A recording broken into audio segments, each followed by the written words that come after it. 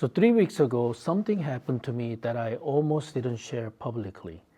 So I was in the middle of leading a small group workshop, about 15 people, my own conference room right here. And my body told me it was done. I had a choice to make, and what I chose changed everything that came after. So it was a small group, 15 people, physicians and practice owners sitting around the conference room table, right? People who had flown in specifically for this workshop, mastermind level, high trust, intimate. And in the middle of facilitating the room, suddenly felt my heart started racing. Palpitations running between 100 to 120 beats per minute. My blood pressure, I checked, I got scared, and it was climbed to 150 over 110. So as a physician, I knew exactly what those numbers meant. And I kept going anyway, not because I didn't feel it, because I felt like stopping wasn't an option. So I felt like no exit, no alternative. I mean, these people were counting on me, and I told myself I had no choice but to push through. That's what I want you to hear, not the numbers, the feeling that I had no choice. Because that feeling, that sense that you cannot stop no matter what your body is telling you, that is exactly what burnout does. You know, it doesn't just exhaust you, it takes away your perception of choice. So after that session ended, I made a decision I hadn't planned to make.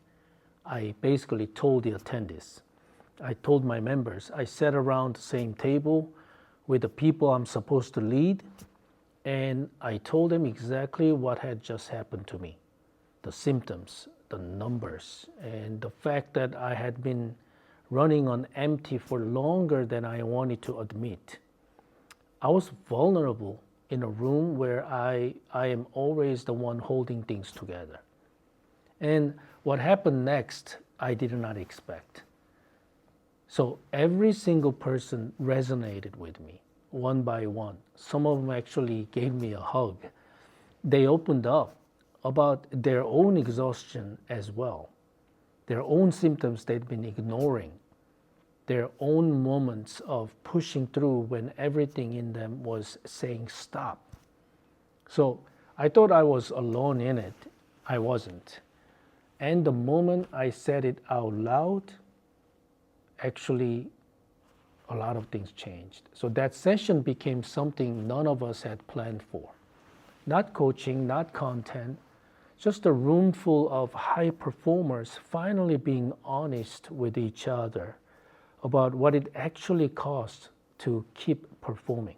So my mastermind members didn't just support me that day, they reminded me that vulnerability in leadership is not weakness. It might be the whole point. After the event, I booked a flight to South Korea and turned everything off. You know, actually that was supposed to be spring break vacation, my family vacation, but the whole purpose kind of changed within me. You know, I grew up in South Korea, right? I left my country at 19 to come to the United States. Of course, I'm a US citizen now. And I hadn't gone back the way I needed to in a long time. Here's what made it possible. The systems I'd spent years building, my practice, my team, my infrastructure and businesses, they kept running without me. Not one thing collapsed. So 2 weeks completely offline, and the business held. That's what I teach. And for the first time, I actually let it work for me. Going back to Korea wasn't a simple vacation. It was going home to recover. So there's something that happens when you land in a country you grew up in. Your nervous system remembers it before your mind does. I walked streets I hadn't walked since I was a teenager. Neighborhoods that held a version of me from before any of this, before the degrees, before businesses, the weight of it all. the markets pull me back into my body faster than anything else. Not just the restaurants, but the real markets, local markets, grandmothers selling vegetables they grew themselves, food that loud and messy and extraordinary, strangers eating shoulder to shoulder, bumping each other with no agenda whatsoever. So I ate a lot and I didn't optimize a single thing.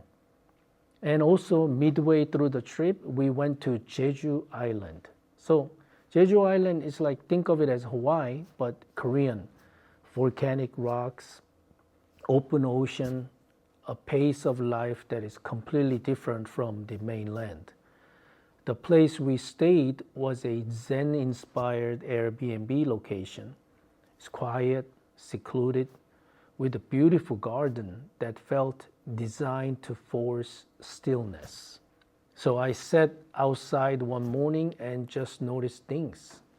The sound of wind, water, the light through the Zen pine trees, the young bamboo trees, dark green one and black bamboos.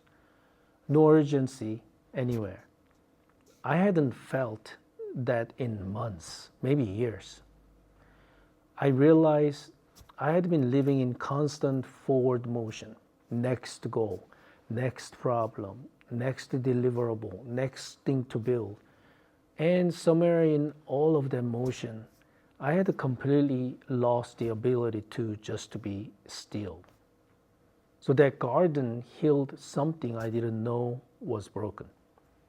So the rest of the trip was kind of family, real meals, conversations with no destination, laughter that came from nowhere. So before we left, we visited also one of Seoul's historic palaces from dynasty called Joseon Dynasty. Structures standing for hundreds of years through wars, through occupation, through reinvention. Being there, I thought about legacy in a way I hadn't before. Not metrics, not revenue. What am I actually modeling for people around me? What does a full life look like? So these kind of questions followed me all the way home. But here's what I came back with. Your body is not just an asset. It is the foundation everything else is built on. And if you keep ignoring what it's telling you, eventually it stops asking and starts deciding for you. I also came back knowing that the most powerful thing I did at that event wasn't the content I taught. It was telling the truth about what was happening to me. Because every single person in that room needed to hear it and needed permission to say it themselves. And I came back with proof that the way I've built my life actually works. Because I walked away for 2 weeks and nothing collapsed. That's not luck. That's the point of everything I teach. So here's what I want to say to you. If you're pushing through symptoms right now, hear this. Stop. Not after the next milestone, not when things slow down. It's now. Rest is not a reward you earn after you've ground yourself down far enough. It's a requirement. And taking care of yourself is not a detour from the work. It is the essential element of the work. I went back to where I came from. I ate good food. I hung out with my high school best friends. I sat in a quiet garden and let myself actually heal. And I came back ready, not just to work, but to live. So if this resonated with you, share it with someone who needs to hear it. And if you're building a practice that gives you real freedom, not just the revenue, subscribe to my channel. That's what we talk about here. I'll see you in the next one.